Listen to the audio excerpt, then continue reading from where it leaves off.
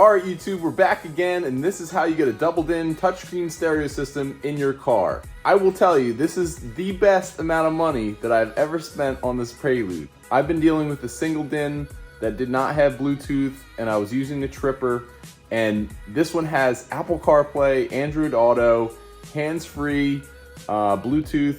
I only paid $27. Shipped to the house from China, 2 weeks, and it's awesome. Let's go check it out.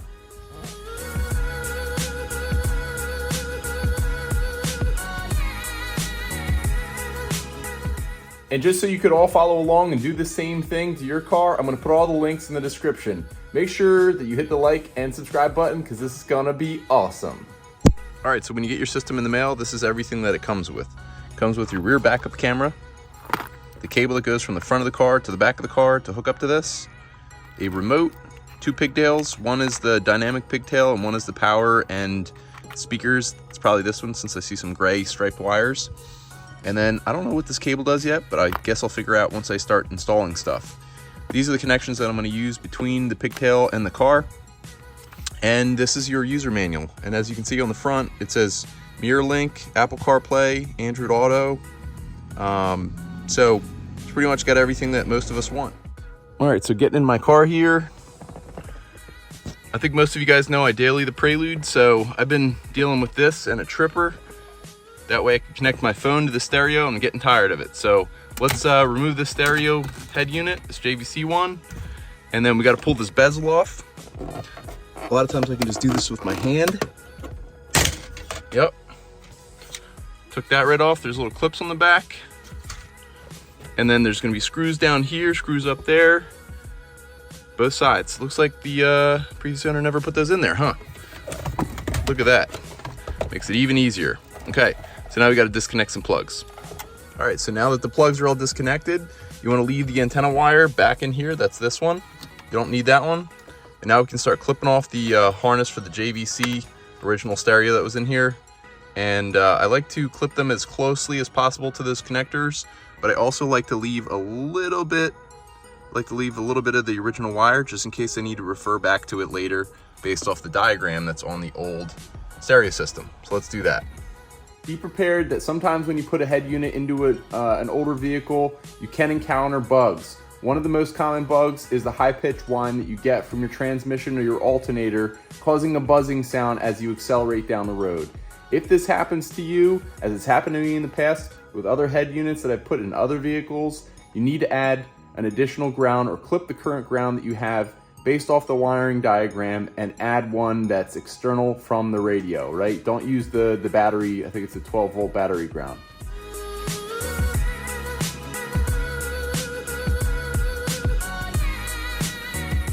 All right, so next you want to go and fit your doubled in into your housing here, your carriage that held the original stereo system.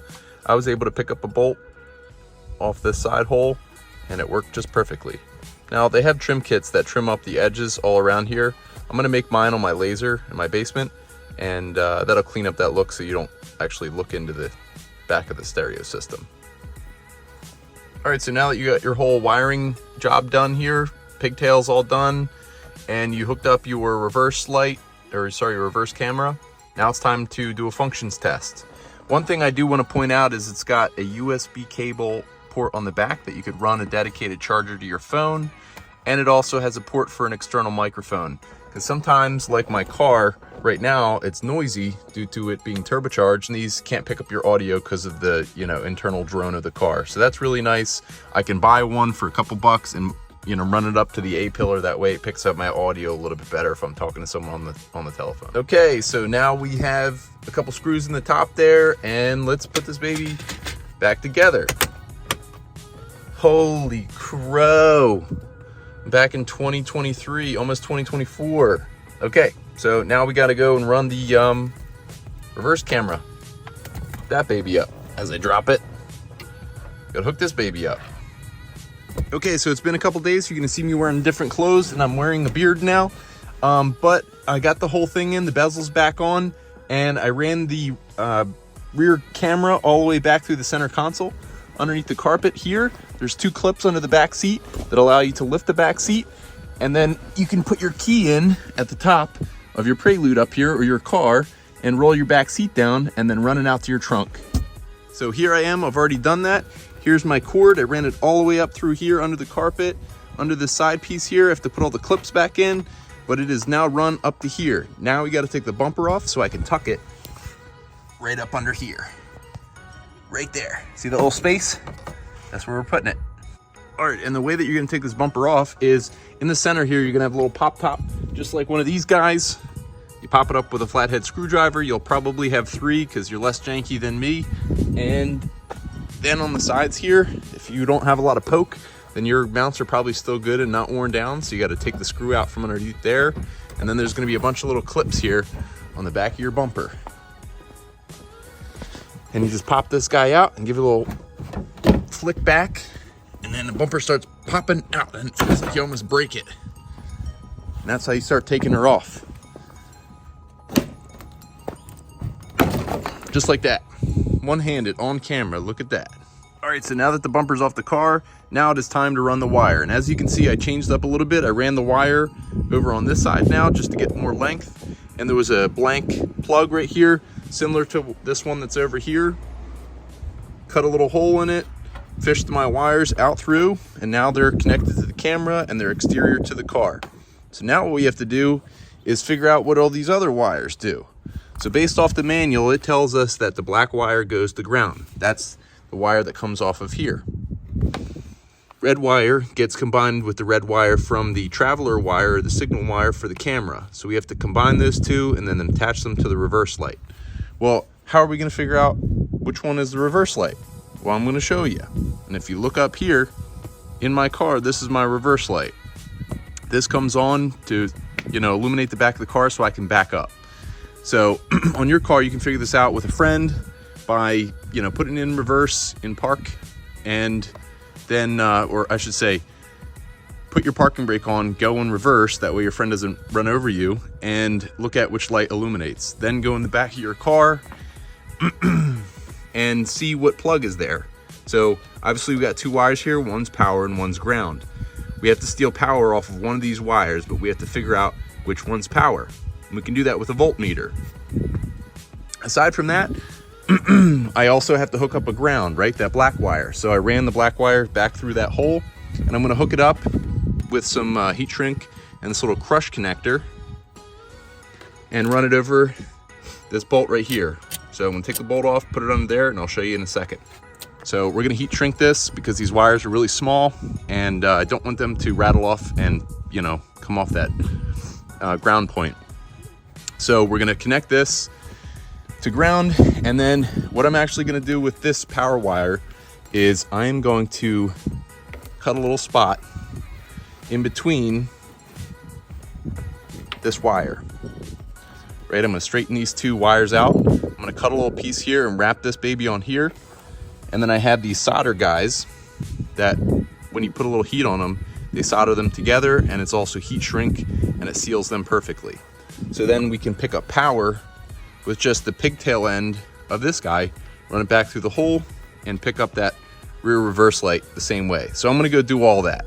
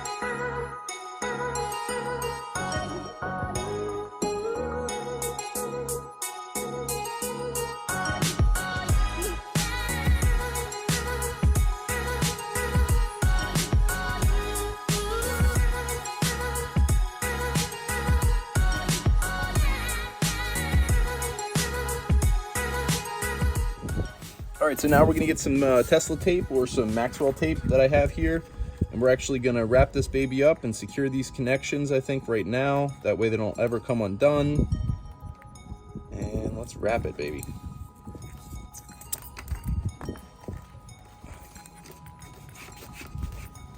All right, so there we are, wrapped up with some Tesla tape.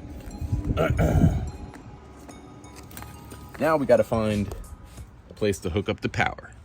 All right, so now that we got that all Tesla taped up and run back through that little hole, I'm gonna put some sealer on this so that we don't get water intrusion.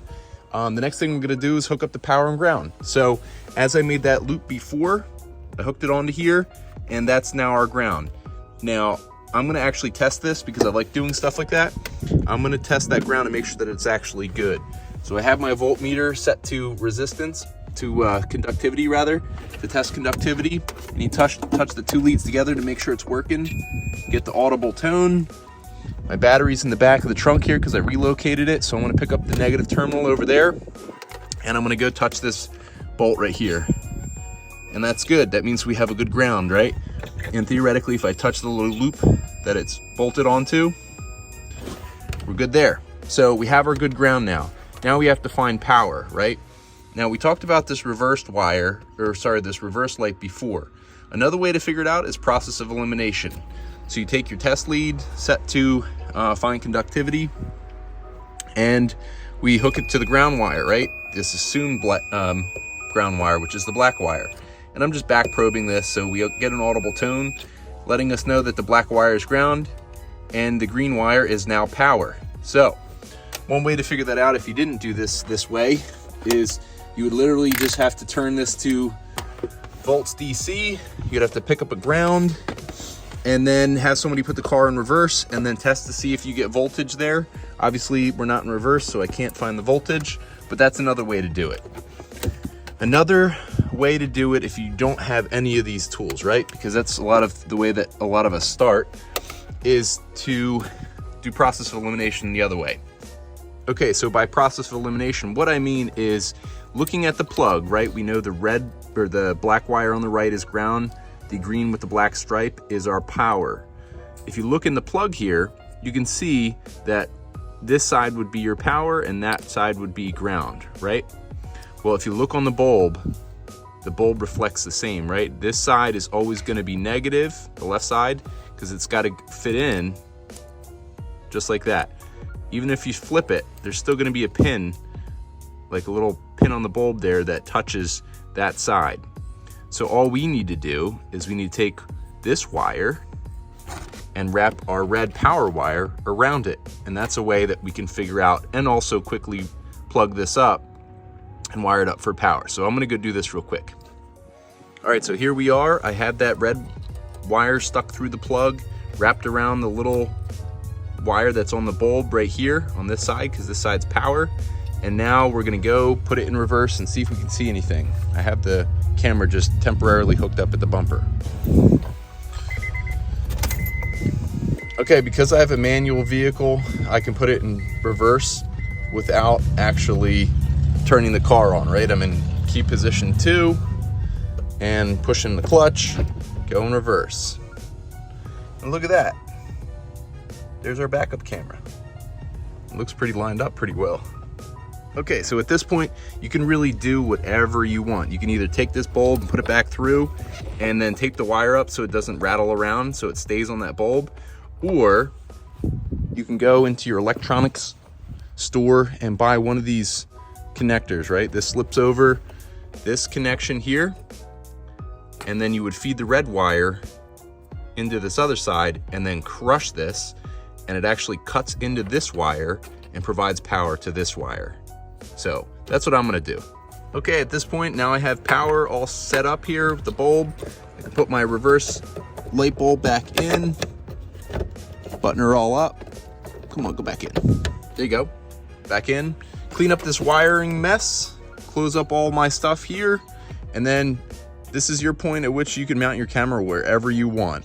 So I ended up spending a little bit of time off camera, mounting it up here. I know those screws don't look great, but I'll spray paint them black, and then you can angle this. One thing I do want to do for mine is I'm going to put red Loctite on these little teeny screws on the sides here, just so they don't ever rattle out and so that I don't lose them and have a dangling camera. But that's pretty much in line with the the license plate light bulb. Now I have an LED one under here, but that's centered on the license plate right there. And I can now put all of this back up and I'll give you a final video. All right, so the sun's going down, but we got the bumper back on the Prelude. So now, as you can see here, it's very discreet on the back end here of the car. You can barely see it. And then one final functions check here. I can put the car into reverse. And as you can see, got the backup, looks angled properly. The camera makes it look very grainy. It's not this grainy. I wouldn't say that it was 1080p, but probably 720, and that's about all you need. And then coming around the back end, there's my rear reverse lights, the LED ones, and there's a light from the reverse camera as well to illuminate where you're backing up to. So that's the whole shebang there for $26. All right, guys, well, that pretty much wraps up the installation of the double DIN Chinesium stereo system. As you can see, it's snowing here in Pennsylvania, so I'm gonna go inside and stay warm. But I do have a future video coming out where I'm gonna talk about this head unit a little bit more in depth, okay? So until next time, later.